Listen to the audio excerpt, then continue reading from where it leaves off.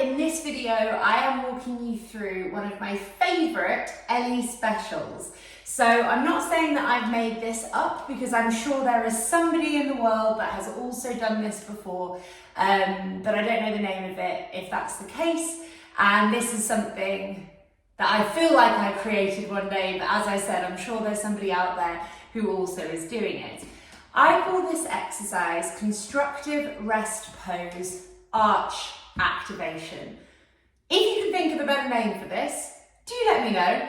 I hate coming up with names, but I like them to do what they say on the tin. So we are going to be putting ourselves into a constructive rest pose position, and we're going to be activating the arches of our feet.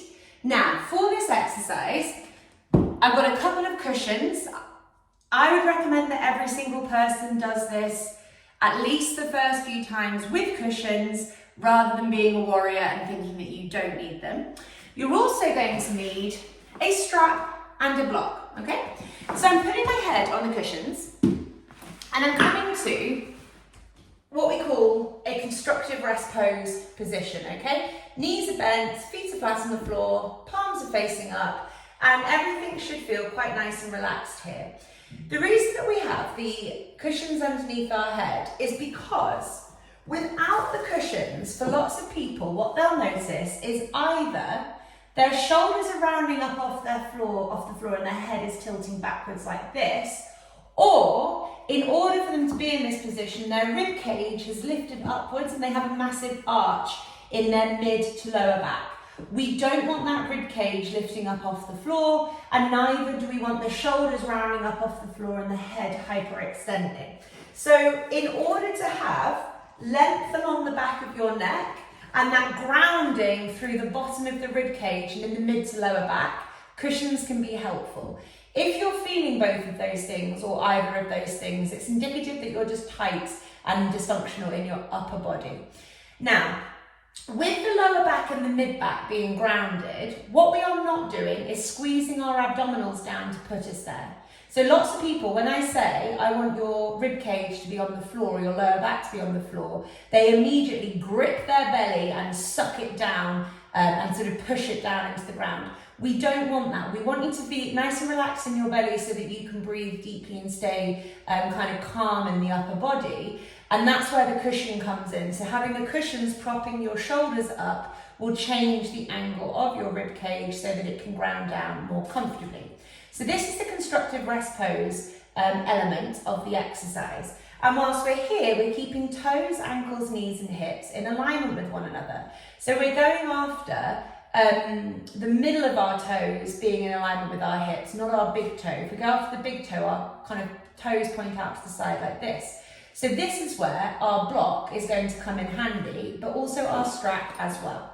So first things first, we're going to slide the strap around our knees like so. And when I look down at my kneecaps, as I squeeze out with the strap, the kneecaps are staying at hip width distance apart. So I can fit about a fist, no more than 2 fists, in between my knees. I don't want the kneecaps pointing out to the side, and I don't want the kneecaps being held too narrow, okay? Kneecaps in alignment with hip joints, narrower than most people think. I'm going to be maintaining a gentle pressure out against the strap, but don't get too fixated on that just yet. We have got the block and we're putting it lengthways in between our feet. So the length of our feet are touching the length of the block on both sides. So I spoke about the alignment of your feet, and this is where the block can be really handy because they're going to help make sure that you keep your feet in alignment.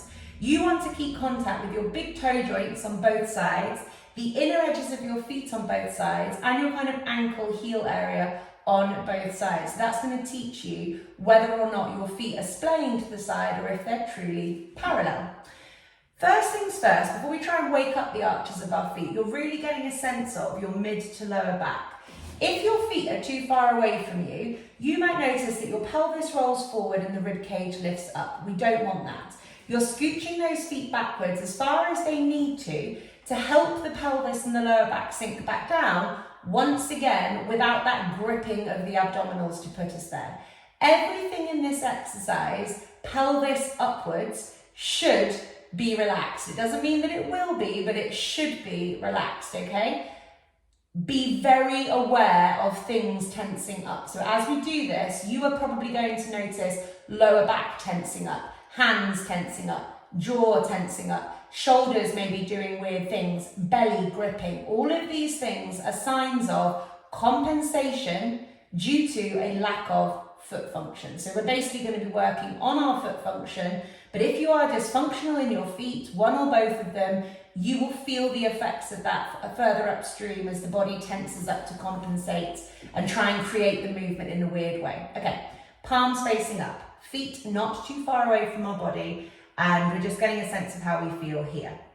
What we're going to do is gently, and I mean like 2 out of 10 level of effort, maintain a squeeze outwards on that strap that's around our knees, okay? So you're going super, super gently, and the reason that we're doing this is there's going to be some muscular activation here, so in the lateral hip area, which is going to help you create more kind of pelvic stability, but it also just stops your knees from falling in or falling out, which some people can do. So it's just helping us keep that alignment through the legs.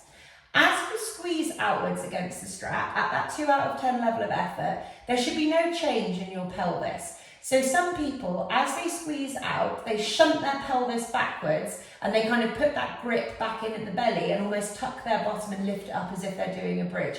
We're not doing that. Neither, as we squeeze out, are we rolling our pelvis forwards and creating an arch in our lower back. So the pelvis and the lower back stay quiet and calm. It's just an outward squeeze of the knees. There's no reaction in the pelvis. There's no movement forwards or backwards in the pelvis. It stays still. And that's going to just help wake up this area without the lower back taking over. The next thing that I want you to do is spread your toes wide, okay? So obviously the block is there. It might just be a little bit annoying, but at least it will stop you from compensating with your feet. So I want you to try and spread your toes wide apart from one another. So these are my hands, but imagine these are my toes. I'm spreading them, getting as much distance in between my toes as possible. And what I'm going to try and do next is push my balls of my feet and my toes down on the floor without my toes scrunching up. So this can be very hard for people because their toes kind of claw and compensate because they don't have the function through the midfoot to do what I'm asking them to do here. So your ankles, your inner edges of your feet and your big toe joints stay in contact with the block. They're not really doing anything to the block, but they are just staying in contact with it. Spreading our toes as far apart from one another as we can. And then all we are doing is gently pushing down on the floor with the fronts of both of our feet.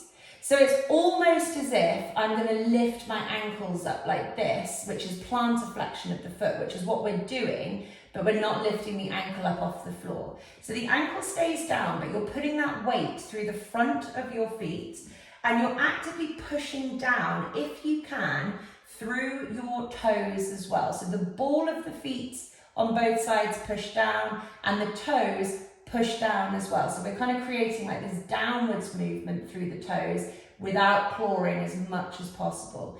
If you really cannot help but claw the toes, I don't want you thinking about pushing down with the toes. I want you thinking more about just pushing down with the balls of the feet for now. The toe function will come, but you might need to warm up your feet a little bit more to start with.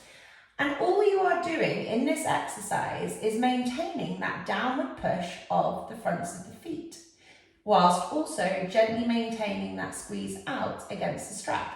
My palms are facing up, my arms are relaxed, my jaw is relaxed, my neck is relaxed, my belly is relaxed, my lower back is relaxed. It's still staying flat on the ground, but it's not rolling backwards and sort of tucking up under in the pelvis. And what will hopefully happen over time is you're going to get a nice build-up of stuff going on here as the kind of squeezing on the strap intensifies and we really wake up those lateral hip stabilizers. But you're also going to start feeling more and more sensations, I would hope, through your toes, your arches, your ankles, your calves and your shins. It may then eventually start feeding up through your hamstrings and quads and your glutes, and it might start getting quite wobbly. So just to reiterate, everything from the pelvis upwards is completely relaxing and chilling here, okay? You may notice jaw tension, lower back tension, belly tension, hand tension. That's your body telling you how it's compensating for a lack of either foot plantar flexion or abduction of the hip. You'll probably have a sense of which it is. So if it started getting tense as soon as you squeezed out with the strap, then it's probably reacting to a lack of hip abduction. If it started getting tense when you started trying to push your toes down, then your body is responding to a lack of kind of foot plantar flexion, but also more specifically flexion of the toes as well. So this isn't just a foot movement. We are asking your toes to push down, which is a slightly different movement, and it stimulates the big toe joint and chain of muscles that runs up away from the big toe joint called the deep front line. And this deep front line of muscles runs all the way up to your jaw. Okay, so things that you should be feeling. You should be feeling your feet working in some capacity, your toes working. You might be getting cramp in the arches of your feet. That's great, you're waking them up. You might be feeling crampy in your calves or in your shins. Again, that is good. You are waking them up in a new way. You might be feeling burning through your glutes and through your hamstrings. Also good. You might start feeling wobbling and like loosening up and just changes through the lower body, and then also a sense of changing and relaxation through the upper body as well. So the longer that I've been laying here for, I can really feel my sort of twisted rib cage, and I've got a little bit of scoliosis in my spine. I've nearly got rid of it, but not quite. I can feel the scoliosis in my spine untwisting and my rib cage kind of settling down differently as these glutes switch on, but as I also wake up the arches of my feet slightly. If you are not feeling things in your pelvis downwards, you are likely compensating too much in your upper body. So what I want you to check in with is, do I need another pillow underneath my head to really help ground my shoulders and rib cage down? Do I need to bring my feet a bit closer to my bottom? And do I need to focus a little bit more on not being too rough and not pushing the movement too strongly, and trying to actively relax off the belly, the lower back, the neck, the jaw, whatever it might be that's compensating? What I will say is, try this exercise, but if you are fighting a losing battle, so if you're feeling like you're getting more and more tense around the movement after 5 minutes, then it's not the exercise for you, so just don't carry on with it. If you are feeling things and then you notice that actually everything starts perhaps like dying down a little bit and getting a bit too easy, the next thing that you can do, well, there's two things that you can do. Firstly, you can try and spread your toes a little bit wider, again, without them clawing and without the big toes coming away from the block. And you can see if you can push down a little bit harder through the balls of your feet. So as I'm doing this, I've just spread my toes a little bit wider than they were before, and I'm pushing down a little bit harder and really feel some interesting sensations through like my toes and ball of my foot on my right hand side. I also just noticed then that I was like tucking my pelvis under, probably to try and push myself a bit harder. So I'm going to relax my bottom off so that the pelvis stays dropped on the floor. I'm really making sure it's the feet pushing down and not my pelvis sort of tucking me upwards. So I just got to correct that. So the thing that you can change, number one, see if you can push down a bit harder. Remember to back out of the movement if that belly is gripping or the jaw is tensing up or the lower back is tight. The next thing that you can play around with is walking your feet a little bit further forwards, but be cautious with this. So I mentioned at the beginning of the video, the further away from your body your feet are, the more likely you are, if you're tight through your hips, to roll that pelvis forwards and create an arch in your lower back and lift up the rib cage. So if you walk your feet away, you still have to feel that grounding through the pelvis and through the rib cage.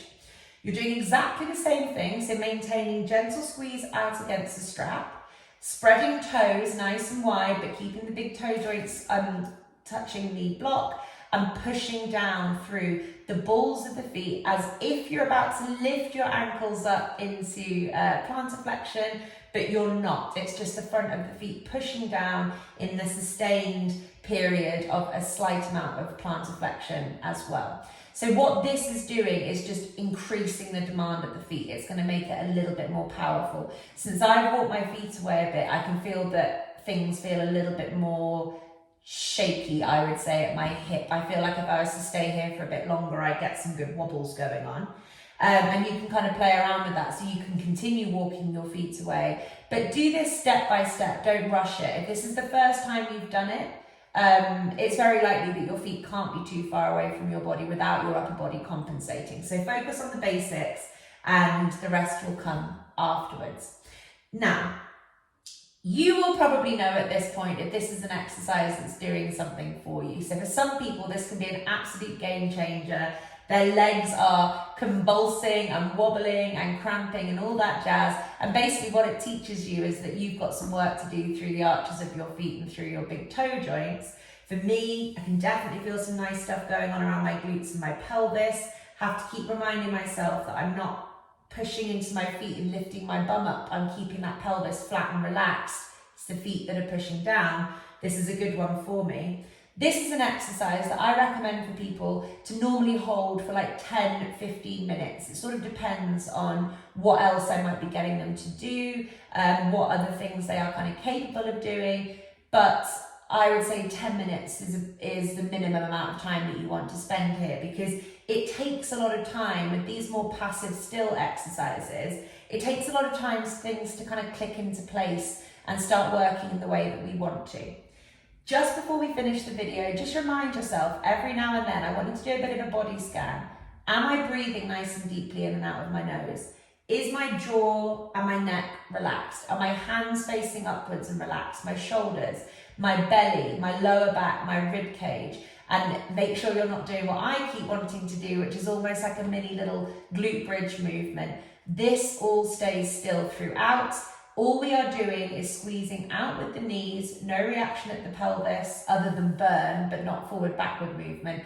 Spreading the toes nice and wide and pushing down, imagining that I'm a little Amazonian bullfrog with those wonderful little like webbed paws, feet. I don't know what you call it when it's frogs, but you know what I mean. Imagine those with your toes and just really focus on those big toe joints, pushing down into the floor, but relaxing the pelvis and the lower back and the belly at the same time.